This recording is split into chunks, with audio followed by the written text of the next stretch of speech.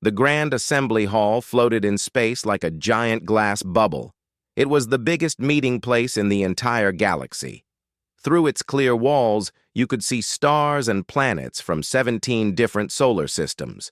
Today, like every year for the past 6,000 years, aliens from 42 different species had gathered here for the Peace Summit. Ambassador Park Do-yun walked into the hall wearing his best diplomatic uniform. It was navy blue with gold buttons. He was a tall man with gray hair and calm eyes that had seen many things. Behind him walked Dr. Kim Yuna, a young woman who studied alien cultures, and Secretary Han Ji-hye, who handled all the difficult negotiations. The hall was full of strange and wonderful beings. Some had tentacles. Some glowed with inner light. Some floated in special containers because they could not breathe normal air. All of them turned to look at the human delegation as they took their seats. A being made of living plasma in a magnetic bottle floated closer to Do-hyun. This was the Valari ambassador. Its voice came through the translator as a soft hum. Ambassador Park, I have noticed something strange about your people. I have noticed it for many years now. Do-hyun smiled politely. Please tell me what you have noticed. Where are your soldiers? Where are your generals and admirals? The Valari's plasma body rippled with confusion. Look around this hall. The Keth have brought their entire war council. The Moravi have their fleet admirals in beautiful armor. Even the peaceful Luminari have brought their defense leaders. But Earth sends only diplomats. Only people in suits, never soldiers. Why is this? Yuna and Ji-hye looked at each other quickly. It was a small movement, but Do-hyun saw it. He knew others had seen it too. Our military is busy with other matters, Do-hyun said smoothly. Busy? With what? A huge alien with 4 arms and a body covered in hard shell stood up. This was Admiral Keth of the Keth Empire. He was 7 feet tall and looked like he could break a human in half without trying. The galaxy has been at peace for thousands of years. What could possibly keep your entire military so busy that they cannot attend the most important meeting in the galaxy? Do-hyun kept smiling. I am afraid that information is classified, Admiral. Now, shall we begin discussing the new trade agreements? The aliens looked at each other with confusion and suspicion. But they had no choice. They could not force the humans to answer. So the meeting continued. Later, in the corridors outside the main hall, Admiral Keth found Secretary Han alone. He blocked her path with his massive body. Your people confuse us greatly, Keth said. His voice was deep and rough. You negotiate like you have power. You speak like you have strength. But you show us nothing. You bring no ships to our joint exercises. You never display your weapons. You never let us see your soldiers. He leaned closer, his 4 eyes staring into her too. Are humans cowards? Or are you hiding something from us? Ji-hye did not step back. She did not show fear. She simply looked up at the giant alien and smiled. Admiral, I promise you that our military is very real. They simply have duties that prevent them from attending events like this one. What duties? I cannot tell you that. Keth made a clicking sound with his mouth parts. It was the Keth way of showing frustration. One day, human, we will discover what you are hiding. One day, we will learn the truth. Ji-hye nodded her head politely. One day, Admiral, you might wish you had not. She walked around him and continued down the corridor. Keth watched her go with all 4 of his eyes. That night, in their private quarters on the station, the 3 humans sat together. The room was small but comfortable. Through the window, they could see the endless stars. They are getting more suspicious every year, Yuna said quietly. How much longer can we keep the secret? As long as we need to, Do-hyun replied. He looked tired, very tired. You know what would happen if we told them the truth? Do I? Yuna stood up and walked to the window. Sometimes I wonder if we are doing the right thing. They think we are weak. They think we are cowards. Our soldiers die in the darkness and no one knows. No one thanks them. No one remembers their names. Our soldiers understand why it must be this way, Jihye said softly. They know what they are protecting. Do they? Do we? Yuna turned around. There were tears in her eyes. My brother died last year, in a battle that officially never happened, against an enemy that officially does not exist. I could not even tell my parents the truth. I had to say it was a training accident. The room was silent for a long moment. Do-hyun stood up and put his hand on Yuna's shoulder. I know it is hard. I know it seems unfair. But the galaxy is not ready to know. If we told them what was really out there, what our soldiers fight every single day, he shook his head. There would be panic. Wars would break out. Everything these species have built over 6,000 years would fall apart. So we keep lying. So we keep lying, and we keep fighting, and we keep dying. Do-hyun looked out at the stars. Somewhere out there, far beyond the peaceful lights that the Coalition knew, human soldiers were bleeding and dying in battles against horrors that would drive most species insane. That is what it means to be human. We carry the weight so others do not have to. Yuna wiped her eyes. She took a deep breath. The summit continues tomorrow. We should sleep. But none of them slept well that night. They never did during peace summits. It was hard to sleep peacefully when you knew the truth about peace. And far away, in the dark spaces between stars, the real war continued without rest. Deep beneath the Pentagon, in rooms that did not exist on any map, General Lee Sun-ho stood in front of a holographic display. The blue light from the display made his face look pale and ghostly. He was 60 years old, but he looked older. Command of the secret war had aged him quickly. The display showed a map of the galaxy. But this was not the map that the Coalition knew. This map had red markers scattered across it like drops of blood. Hundreds of them, thousands of them. Each red marker was a threat. Each one was a battle that was being fought or had already been won. Status report, Sun-ho said. His voice was calm but heavy with exhaustion. Colonel Bae Yoonji stepped forward. She was a small woman with short black hair and sharp eyes. She had been Sun-ho's second-in-command for 15 years. She had seen things that would give most people nightmares forever. The Ninth Fleet successfully stopped the harvesters at the Kepler Void, she said, reading from her tablet. We lost 12 ships and 4,000 soldiers, but the enemy has been pushed back another 12 light years. The Void Lurkers? Contained for now. Admiral Cho's battle group has set up a permanent wall at the dimensional rift. They are holding the line, but they need more ships and more soldiers. Sun-ho nodded slowly. He looked at the map and felt the weight of every red marker pressing down on him. For 70 years, Earth's military had been fighting a secret war. A war against enemies that the peaceful coalition did not even know existed. The harvesters were the oldest enemy. They were massive creatures made of both machine and living flesh. They moved through space in swarms of millions. They ate everything in their path. Planets, moons, space stations, ships. They consumed entire civilizations and used the matter to build more of themselves. The coalition believed they had destroyed the harvesters 10,000 years ago. They were wrong. The harvesters had only been sleeping, and they had woken up hungry.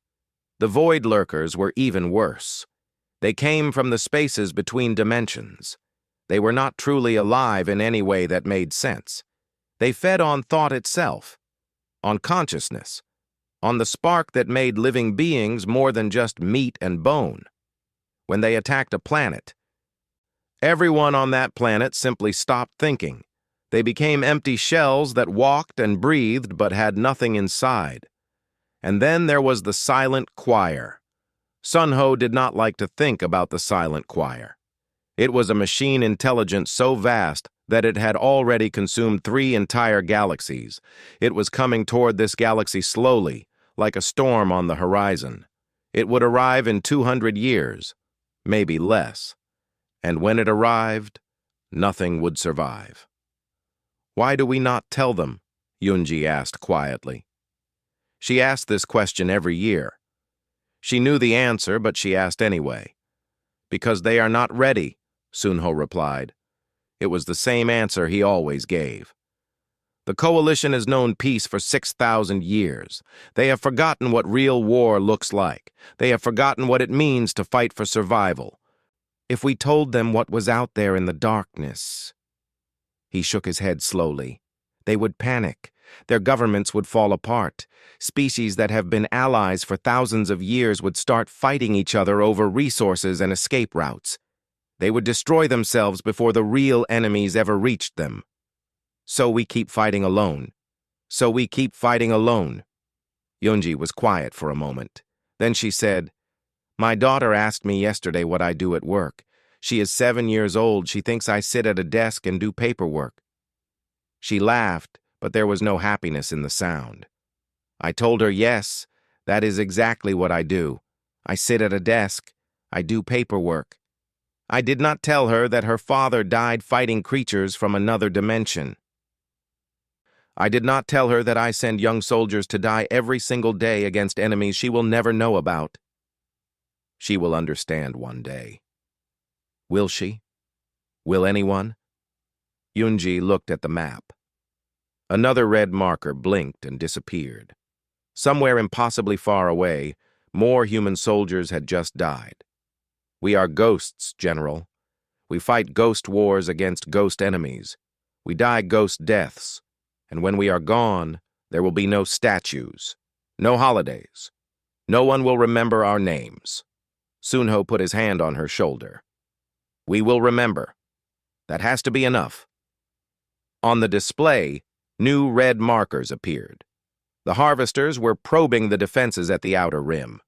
The void lurkers were testing the blockade at the dimensional rift. And far, far away, the silent choir continued its slow march toward the galaxy. The war never stopped.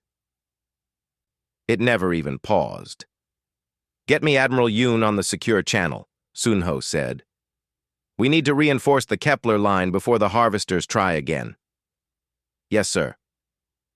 As Yunji left to make the call, Sunho stood alone in front of the map. He thought about the peace summit happening far away in the Coalition station. He thought about Ambassador Park and the other diplomats pretending that everything was fine. He thought about the aliens who believed in their 6,000 years of peace. And he thought about the millions of human soldiers who had died to make that lie possible. "One day," he whispered to the empty room, "one day, they will know. One day they will understand what we did for them." But today was not that day. Today there was only the war, the endless, secret, thankless war. Sunho straightened his uniform and went back to work. There were battles to plan and soldiers to send. The darkness was always hungry, and someone had to feed it. That someone was humanity. It always had been. The peace summit had reached its 3rd day. Ambassador Park Do-yun was sitting in the Grand Assembly Hall listening to a very boring discussion about mining rights on a distant moon. The Velari wanted the moon. The Keth also wanted the moon. Neither side would give up. This argument had been going on for 2 hours. Do-yun was thinking about lunch when everything went wrong. Every translator in the hall suddenly screamed with static. The noise was so loud and sharp that many aliens covered their ears or whatever they used for hearing. The lights flickered once, twice, 3 times. Then the entire space station shook like a giant had punched it. "What is happening?" the Velari ambassador shouted. Through the clear dome of the hall, Do-hyun saw something that made his blood turn cold. A ship was coming out of fold space. But calling it a ship was like calling an ocean a puddle. It was a mountain of black metal, at least 50 kilometers long. Strange structures covered its surface. Looking at them too long made Do-hyun's eyes hurt, made his brain hurt. He knew what it was. He had seen pictures in classified files. He had read reports written by soldiers who had barely survived encounters with these things. "Harvesters," someone whispered. The word spread through the hall like a disease. "Harvesters, harvesters, harvesters." Admiral Keth jumped to his feet. His 4 arms were shaking. His face had gone pale gray. "Impossible! The harvesters are dead! We killed them 10,000 years ago!" "You pushed them back," Do-Yun said quietly. His voice was calm even though his heart was pounding. "You did not kill them. Nothing kills them." Panic exploded in the hall. Aliens were screaming. Some were trying to run for the exits. Others were frozen in their seats, unable to move from fear. The Moravi admiral was shouting orders into a communicator, but no one was answering him. "Our fleets are days away," Admiral Keth bellowed. His voice cracked with fear. "We have nothing here that can fight that thing. We are all going to die." Dr. Kim Yuna appeared at Do-Hyun's side. Her face was pale, but her eyes were steady. She held up her personal communicator. "Ambassador, signal from Earth. Priority Alpha." Do-Hyun took the communicator and read the message. Then he read it again. Then he smiled. He stood up. His voice cut through the chaos like a knife. "Ladies and gentlemen, please remain calm. Help is already here." Admiral Keith turned to him with wild eyes. "Here? What do you mean here? You have no ships, no soldiers. You have nothing. You are just diplomats." "Watch the harvester," Do-Yun said calmly. Everyone turned to look through the dome. The space around the harvester was starting to glow. Points of light were appearing. First dozens of them, then hundreds. Holes were opening in the fabric of space itself. Ships came through those holes. Not small ships, not diplomatic vessels. These were warships, real warships, massive warships covered in weapons that glowed with deadly energy. Battle carriers 5 kilometers long. Destroyer groups moving together like wolf packs. Fighter craft in swarms of tens of thousands, moving in perfect formation. And in the center of them all, a dreadnought so big it made the harvester look small. Words were painted on its hull in letters a kilometer tall, USSF Eternal Vigilance. The hall was silent. Every alien stood frozen, staring at the human fleet that had appeared from nowhere. "What? What is this?" the Valari ambassador asked. Its plasma body was flickering with shock. "Where did these ships come from? How do you have so many? We have never seen—" "No," Do-Yun said softly. "You have never seen. That was the point."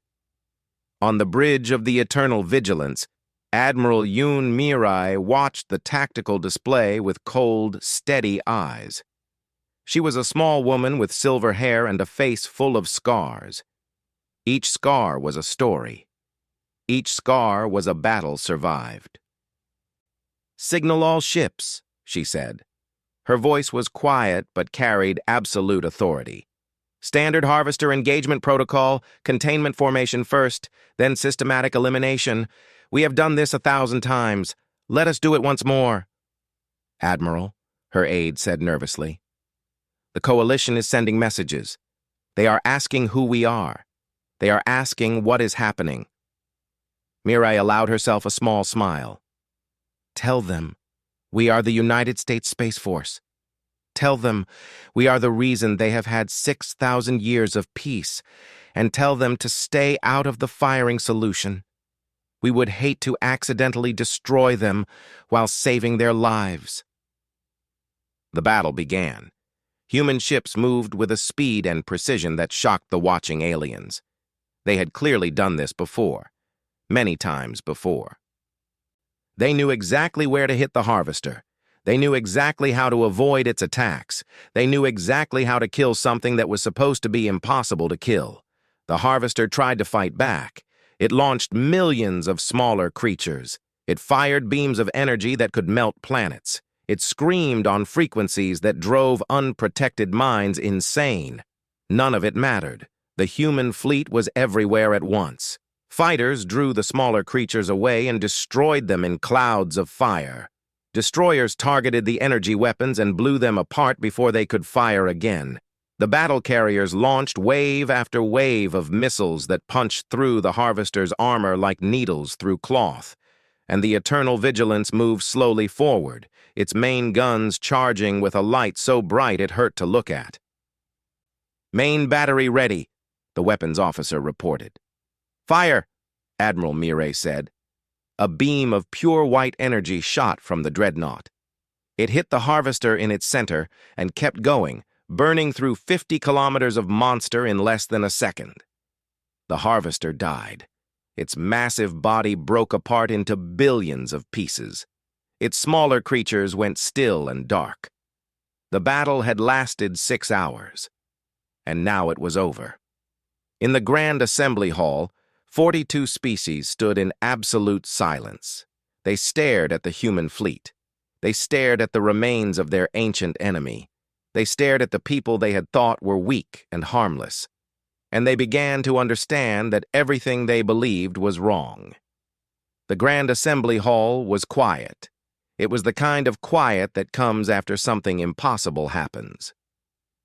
The kind of quiet that comes when everything you believed turns out to be a lie. Ambassador Park Do-hyun stood at the center of the hall. Behind him, through the clear dome, the human fleet still hung in space. Cleanup crews were moving through the wreckage of the Harvester, making sure nothing survived, making sure every piece was destroyed. 42 species watched Do-hyun with eyes full of shock and confusion and fear. They had questions, so many questions, but no one knew where to begin. Do-hyun decided to begin for them. "We owe you an explanation," he said. His voice was calm and steady. "And we owe you an apology. We have been lying to you for 70 years. He touched a control on his wrist, and a holographic display appeared in the center of the hall. It showed a map of the galaxy. But this map was different from any map the Coalition had ever seen. Red markers covered it like a disease. Hundreds of them. Thousands of them. "This is the real map of our galaxy," Do-hyun said. "Each red marker is a threat, an enemy, something that wants to kill us all." He paused to let that sink in. The galaxy is not at peace. It has never been at peace. There are things living in the darkness between stars, things that your ancestors fought and believed they destroyed. But they did not destroy them. They only pushed them away, and they have been waiting in the shadows ever since. The Valari ambassador floated forward. Its plasma body was flickering with distress. "Why did you not tell us? Why did you hide this from us?" "Because you were not ready to know," Do-hyun replied. "When humanity first discovered faster-than-light travel, we also discovered these threats. The Harvesters, the Void Lurkers, the Silent Choir. We found them hiding in the dark places of the galaxy, waiting, growing stronger." He looked around the hall at all the alien faces. "We also found your civilizations, beautiful civilizations that had known peace for thousands of years, civilizations full of art and science and philosophy, civilizations that had forgotten what real war was like. We had to make a choice," Do-hyun continued. "We could tell you the truth. We could warn you about the monsters in the darkness. But we knew what would happen if we did. There would be panic, fear. Your governments would collapse. Species that had been friends for centuries would turn against each other, fighting over resources and escape routes. You would destroy yourselves before the real enemies ever reached you. So we chose to lie. We chose to fight the war alone. We chose to let you keep believing in your peace while our soldiers bled and died in the darkness to protect it." Admiral Keth stepped forward. His 4 arms were hanging limp at his sides. His face was full of emotions that Do-hyun could not read. "How long? How long have you been doing this?" 70 years, since the day we joined the Coalition." "And how many—" Keth's voice broke. He tried again. How many of your people have died, fighting these battles that we never knew about? Do-hyun was silent for a long moment. This was the hardest part, the part that hurt the most. Millions, he finally said. Over 70 years, we have lost millions of soldiers, pilots, engineers, medics. Entire crews on ships that were destroyed so far from home that no one could recover the bodies. His voice grew thick with emotion. They died in places your star charts do not even show. They fought enemies you did not believe existed.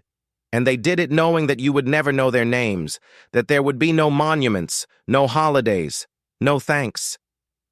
A luminary delegate, a being made of pure light, pulsed with shame. We thought you were weak. We thought you were hiding because you had nothing to show. We made jokes about the humans who never brought soldiers to the summit. We know, Do-hyun said gently. We heard all the jokes. We saw all the suspicious looks. We accepted it because the alternative was worse. How could you do it? The Valari asked. How could you sacrifice so much for people who did not even appreciate you? Who looked down on you? Do-hyun smiled sadly. Because someone had to. The universe is dark and full of terrible things. Someone has to stand in the doorway and hold back the night. Someone has to pay the price so that others can live in the light. He spread his hands. Humanity decided to be that someone, not because we wanted glory, not because we wanted power, but because we looked at your civilizations, your children, your dreams, and we thought they were worth protecting. Secretary Han Ji-hye stepped up beside Do-hyun. Her eyes were wet with tears she was trying not to shed. My brother died 3 years ago in a battle against the Void Lurkers. I could not even tell my parents how he really died. I had to lie and say it was an accident. He was 26 years old. He had a girlfriend he wanted to marry. He had his whole life ahead of him. She looked at the assembly. He died so that your children could grow up not knowing what fear really is, and he would do it again. Because that is who we are. The hall was completely silent. Some aliens were weeping or doing whatever their species did when they felt deep sadness. Others were staring at the floor, unable to meet human eyes. Finally, Admiral Keth walked forward until he stood directly in front of Do-hyun. The massive alien looked down at the human ambassador. Then, slowly, he lowered himself to one knee, then both knees. Then he bowed his head until his forehead touched the floor. "Forgive us," Keth said. His voice was broken. "We did not know. We could not have known. But that does not excuse our arrogance, our blindness, our cruelty." One by one, other delegates followed. The Valari dimmed its plasma in the deepest sign of respect their species knew. The Luminari bent their light into shapes of mourning. The Moravi removed their ceremonial weapons and laid them at Do-hyun's feet. Do-hyun reached down and touched Admiral Keth's shoulder. "There is nothing to forgive," he said softly. "We chose to carry this burden. We chose to let you believe the lie. The guilt is ours, not yours." "Then let us share it," Keth said. He looked up with all 4 eyes. "Let us fight beside you. Let us share the burden. You do not have to be alone anymore." Do-hyun looked at Yuna, then at Ji-hye, then at all the aliens kneeling before him, offering their help, their ships, their soldiers. For 70 years, humanity had fought alone. For 70 years, they had bled and died in the darkness. For 70 years, they had carried the weight of the galaxy on their shoulders. Maybe it was time to let someone help. "Yes," Do-hyun said finally, "let us fight together." And for the first time in 70 years, humanity was not alone. 6 months had passed since the day the galaxy learned the truth. 6 months since the battle that changed everything. 6 months since the lies ended and the real work began. Secretary Han Ji-hye stood on an observation deck of the rebuilt coalition station, watching something beautiful through the window. Human destroyers flew in perfect formation with Mojave cruisers. Keth fighters practiced attack patterns alongside American Space Force squadrons. Volari energy ships learned to coordinate with luminary light vessels. It was messy. It was difficult. Species that had never fought together were learning how to trust each other in battle. There were mistakes. There were arguments. There were moments when it seemed like the whole thing would fall apart. But it was working. Admiral Keth walked up beside Jihi. He was still massive and scary-looking, but she had learned to see past that. She had learned that behind those 4 eyes was a being who genuinely wanted to help. "I owe you an apology," Keth said. His voice was quiet, almost gentle. "When I asked if humans were cowards, I could not have been more wrong. I have never been more wrong about anything in my entire life." "You did not know," Jihi said. "How could you have known?" "We should have asked. 6,000 years of peace, and we never wondered why. We never questioned it. We just accepted it like children accept that the sun will rise every morning." Keth made the clicking sound that meant shame. "We grew soft, comfortable.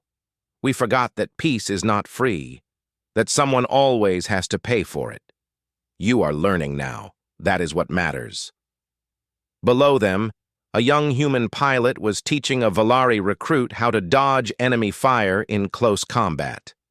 The Volari was struggling. Its plasma body kept moving too slowly. But the human was patient, explaining the same thing again and again until the Volari finally understood. "Your soldiers are good teachers," Keth observed. "They have to be. We spent 70 years fighting alone. We learned lessons that no one else knows. Now we have to share those lessons as fast as we can." Jihe turned to look at Keith. The harvesters were just the beginning. "There are worse things out there. The void lurkers are testing our defenses every day, and the silent choir is still coming. We have maybe 200 years before it arrives, maybe less. Then we have 200 years to get ready. We have 200 years to become something that has never existed before. A truly united galaxy. Every species working together, fighting together, living and dying together." Jihe smiled slightly. "It will not be easy." "Nothing worth doing is easy," Keth said. "A human told me that once. I think I finally understand what it means." Far away, in the Pentagon's secret basement, General Lee Sun-ho reviewed the weekly reports with a feeling he had not experienced in decades: hope.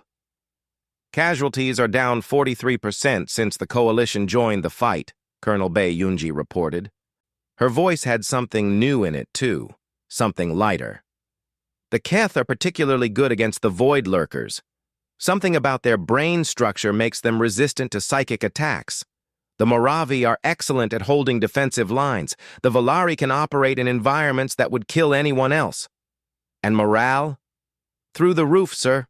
Our soldiers—" Yunji paused, searching for the right words. "They are not ghosts anymore. The coalition knows their names now. Knows what they sacrificed. When our ships return from battle, there are crowds waiting to greet them. Aliens standing beside humans, cheering together. It matters to our people. It matters more than I can say." Sunho nodded slowly. He looked at the holographic map. The red markers were still there, but somehow they did not feel as heavy anymore. "For 70 years I told myself that secrecy was necessary, that we were protecting them by lying to them. Maybe I was right. Maybe I was wrong. I will probably wonder about that for the rest of my life." He turned to face Yunji. "But I know one thing for certain. It feels good to not be alone anymore." The annual Peace Summit came around again. The Grand Assembly Hall filled with representatives from 42 species, just like it had for 6,000 years. But this time, everything was different. Ambassador Park Do-yun took his seat in the center of the human delegation. Dr. Kim Yuna sat on his left. Secretary Han Ji-hye sat on his right. Behind them, in crisp formal uniforms, sat Admiral Yoon Mirai, General Lee Sunho, and a dozen other military commanders. The empty chairs were finally full. "The summit recognizes the delegation from Earth," the Valari moderator announced. Its plasma body glowed bright with respect. "And honors the service of those who guarded us all for so long." Every single alien in the hall stood up. They stood in silence for a long moment. It was their way of honoring the fallen, the millions of human soldiers who had died in the darkness so that others could live in the light. Do-hyun felt something catch in his throat. He thought about all the funerals he had attended, all the families he had lied to, all the soldiers whose real stories could never be told. Until now. He stood up, returning the gesture of respect. When he spoke, his voice carried across the hall and was translated into 42 languages. "For 70 years, humanity stood alone. We watched you from the shadows. We fought the darkness while you lived in the light. We died in silence so that you could laugh and dream and grow. And we did it gladly, because that is what love looks like. That is what protection means." He looked around at all the alien faces, faces that had once looked at humans with suspicion and doubt, faces that now showed only respect and gratitude. "But we are not alone anymore. Now we fight together. Now we bleed together. Now we build something new together, a galaxy that knows the truth, a galaxy that faces the darkness with open eyes, a galaxy that is finally, truly united." Do-hyun raised his hand in a gesture that crossed all species boundaries, a gesture that meant friendship, partnership, family. "Humanity stands with you, in light, as we stood in darkness, from now until the stars themselves grow cold. Forever." The hall erupted in cheering. Aliens embraced humans. Old enemies became new friends. The galaxy had finally woken up from its long dream of false peace. And now, together, they would face whatever darkness waited in the void. The war was not over. It would never truly be over. But now, at last, it was a war they would fight as one. And that made all the difference.